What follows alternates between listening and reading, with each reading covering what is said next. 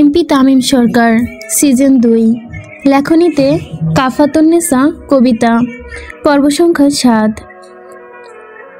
হয় পড়বি না হয় হাল চাষ করবি, চয়েস তো গো। সরকার বাড়ির হলরুমে দাঁড়িয়ে 6 শতানকে উদ্দেশ্য করে কথাটি বলে তামিম। সেদিন তাদের এত ভালো রেজাল্টের পরও তামিমের ব্যবহার খুব কঠিন হয়ে পড়ে। 6 শতানে একজনও A+ আনতে পারল না। A+ না হলো মিনিমাম তো 4 পয়েন্ট তো আনতে পারত। তার সম্মান একদম শেষ। সেটা তাও তামিম মেনে নিয়েছিল, কিন্তু আজকে তাদের এই কঠিন আবদার আর মানতে পারেনি তামিম। ভর্তি কোচিং করবে না তারা, কারণ একটাই, যতটুকু শিক্ষা প্রয়োজন ততটুকু তারা নিয়েছে। এরপর সব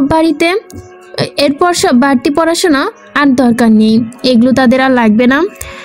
তখনই হলো তামিমের আসল রূপের বহিঃপ্রকাশ।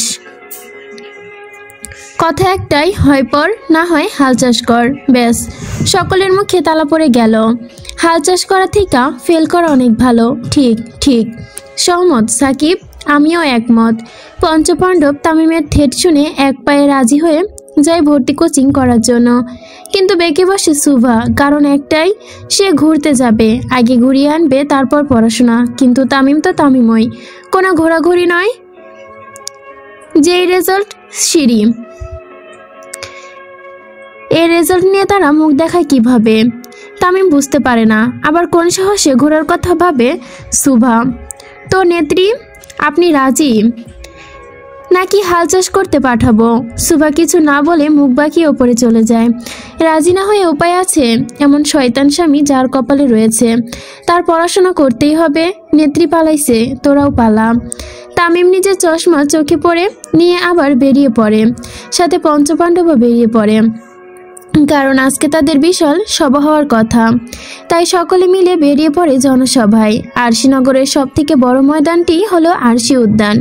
হাজারেরও বেশি মানুষ এই উদ্যানের ময়দানে দাঁড়াতে পারতে। বিশাল মাঠে চারপাশে রয়েছে বড় বড় গাছ, সেখানেও বসার ব্যবস্থা করা আছে। কিন্তু সমস্যা হলো এই ময়দানে সহজে কাউকে ঢুকতে দেওয়া হয় না। নেতাদের কাজে শুধু ব্যবহার করা হয় এই ময়দান। যেহেতু তানভীর সরকার এই নিয়ে 3 বার প্রধানমন্ত্রী হলেন, তাই তার দলের নেতা কর্মীরা ছাড়া আর কেউ এই ময়দানে ব্যবহার করতে পারে না। দেখতে দেখতে জনসভা মানুষে ভরে যায়, পা রাখার মতো জায়গা বের করা মুশকিল। তার উপরে বলা হয়েছে শুধুমাত্র যারা নেতার সাথে HSC পাশ করেনি সেসব কর্মীদের আসতে হবে। আর সরকারের ছেলের এক নির্দেশনায় পুরো দেশের নেতারা তাদের পেছনে ঘোরা কম বয়সী সকলকেই উপস্থিত হয়েছে।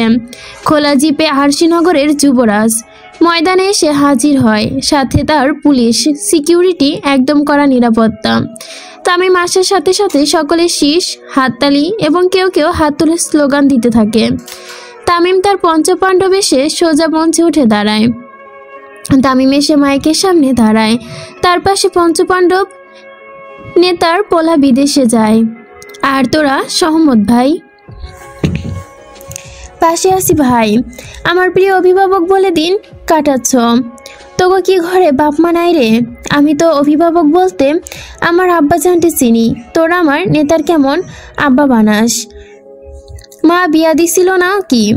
তামিমের কড়া কড়া ভাষণে একদম মর্গের মতো ঠান্ডা হয়ে যায় পুরো উদ্যান। লজ্জায় কারো মুখ দিয়ে একটা কথাও যেন বের হয় না।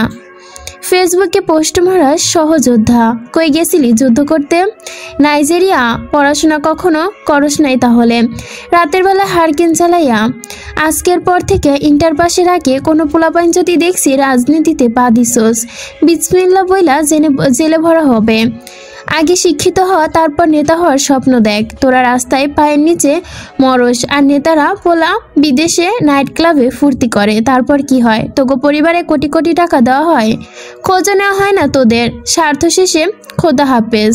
তাই 18 এর নিচে আর ইন্টার পাসের আগে যে রাজনীতিতে যোগ দিতে আসবে তাকে এবং তার প্রিয় অভিভাবকদের পুকি দিয়ে বাস ভরা হবে। নিজের চশমা খুলে আবারও ফুদিয়ে পড়ে ফেলে তামিম। অকালে পাবলিককে বাসে কাঁদতে হবে বলে চিরকাল। কথাটি বলেই নিজের ভাষণ শেষ করে বেরিয়ে পড়ে সে।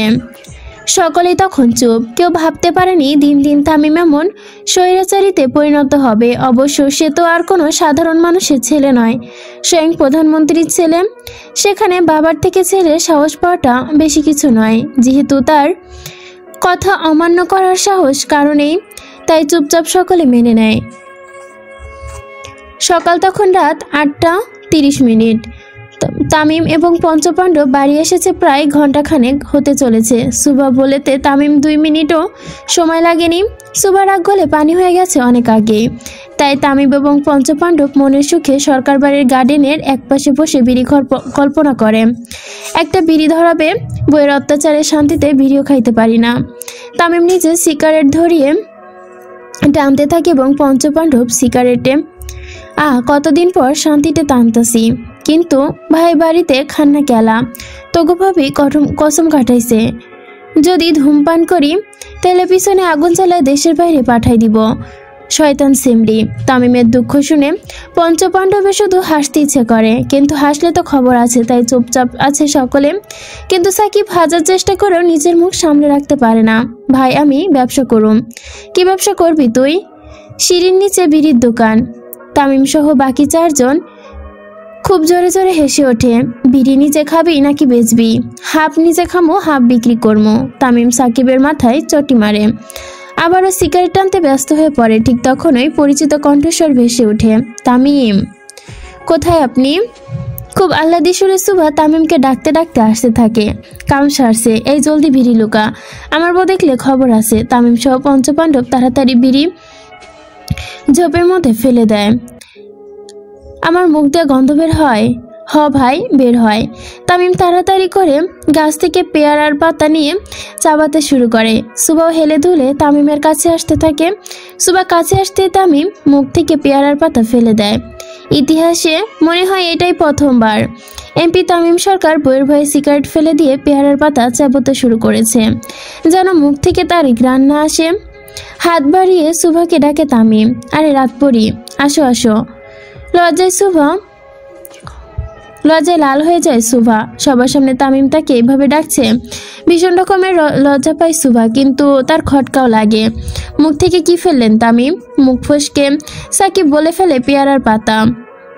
সুভা অগ্নিদৃষ্টিতে তাকায় তামিমের দিকে, তারপর একদম এসে দাঁড়ায় তামিমের কাছে। তামিমের মুখের কাছে এনে দেখে। সুভা তামিমের কাছে গিয়ে আবারও ফিরে এসে কিছুটা দূরে দাঁড়ায়। আপনি আবারও সিগারেট খেয়েছেন? না বউ, মিথ্যা একদম বলবেন না। এই যে বাজে স্মেল আসছে, মানে আমার কথার কোনো দাম নেই তামিম? প্রমিস করার পরও বিড়ি খাওয়া ছাড়লেন না। চোখে পানি চলে আসে সুভার, কারণ সুভা তামিমকে দিয়ে কসম কাটিয়েছিল, কিন্তু তামিম তা রাখেনি। তুমি শুধু আমার বিড়ি খাওয়াই দেখলে, সকাল ভালোবাসাটা দেখলে না? বিড়ি খাওয়ার সাথে ভালোবাসার কি সম্পর্ক তামিম? যেখানে আমি বিড়ি ছাড়তে পারি নাই, সেখানে আমি তোমারে কেমনে ছাইয়া দিব বলো? তামিম বিড়িময় লজিকের কাছে সুভা আবারও বোকা বনে যায়। আসলেই তো, এত বলার পরও যেখানে বিড়ি ছাড়তে পারিনি, সেখানে তাকে তো কোনোদিনই ছাড়তে পারবে না।